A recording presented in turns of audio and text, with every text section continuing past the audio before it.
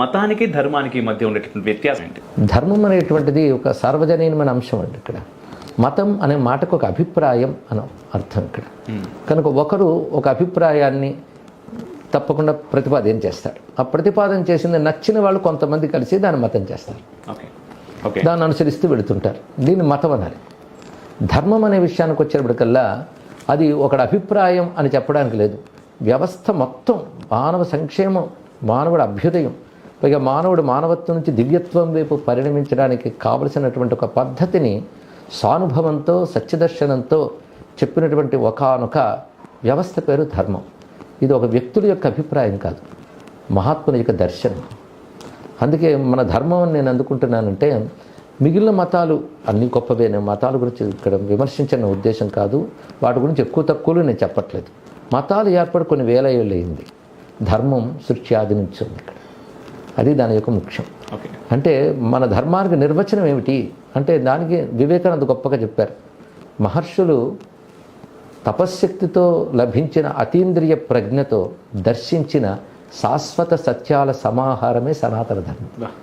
అద్భుతమైన నిర్వచించారు. ఇంత క్లియర్ కట్ డెఫినేషన్. మనం హిందూ ధర్మం అంటున్నాం, కానీ ఇది ఒక ప్రవక్త పేరు మీద ఏర్పడలేదు. ఆ పేరు మనం చూసిన ఒక గ్రంథం మీద ఏర్పడలేదు. లేదా సనాతనం అంటున్నాం, అక్కడ గ్రంథం పేరు వినిపించట్లేదు. చిత్రం ఏంటంటే, దేశం పేరు వినబడుతుంది హిందూ ధర్మం అంటే. ఈ దేశం పేరు హిందూ, అంతే కదా. హిందుస్థాన్ అని ఎప్పటికీ మన శత్రువులు కూడా దీన్ని అలాగే పిలుస్తారు. మనం అనంగానే వాళ్ళు అంటారు. కనుక ఇది హిందుస్థాన్. మరి హిందూ మతం అంటే ఈ స్థానికి సంబంధించినటువంటి ఒకానొక పరంపర ఏదైతే ఉందో దాన్ని మనం హిందూ మతం అని పేరు పెడుతున్నాం. కానీ మనకు పేరులో మాత్రం ధర్మం అనే మాత్రం చెప్పబడుతుంది ఇక్కడ. కనుక ధర్మానికి సరియైన శబ్దము, అనువాదం ఇంకో భాషలో ఉందని నేను అనుకోను. ధర్మ శబ్దము చాలా విశేషమైనటువంటిది. మనిషిని పతనం కాకుండా పట్టి నడిపించేటువంటి ధర్మం. అందుకే వ్యక్తి ఉన్నతి, వ్యక్తి ద్వారా సమూహం యొక్క ఉన్నతి. ఈ సమూహం ఉన్నప్పుడు వ్యక్తి, మనుషులు మాత్రమే కాదు, ప్రకృతి, చుట్టూ ఉన్నటువంటి ప్రకృతి, విశ్వం. అందుకే వ్యక్తి, విశ్వం అనే ఈ రెండింటి చుట్టూ సనాతన ధర్మం నడుస్తుంది. అంత విస్తారమైనది. అందుకే ఈ సనాతన ధర్మంలో ఉన్నటువంటి గొప్ప గొప్ప విషయాలు ఏమన్నాయో అవే తర్వాత మతాలు అనిపించుకున్న వాటిలో కూడా అవే కనబడుతున్నాయి.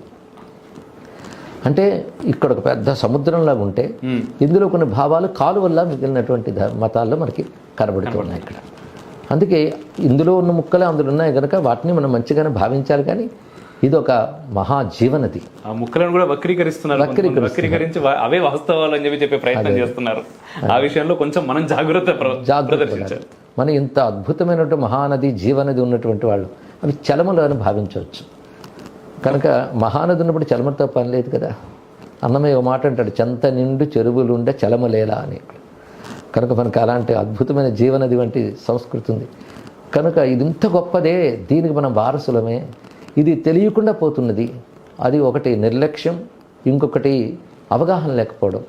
ఇటువంటి రెండు ఉన్నాయి కనుక ఈ అవగాహన కలిగించాలి, దీని లక్ష్యం పెంచాలి అనే ఉద్దేశంతోనే తపిస్తూ మాట్లాడడం, రాయడం జరుగుతుంది.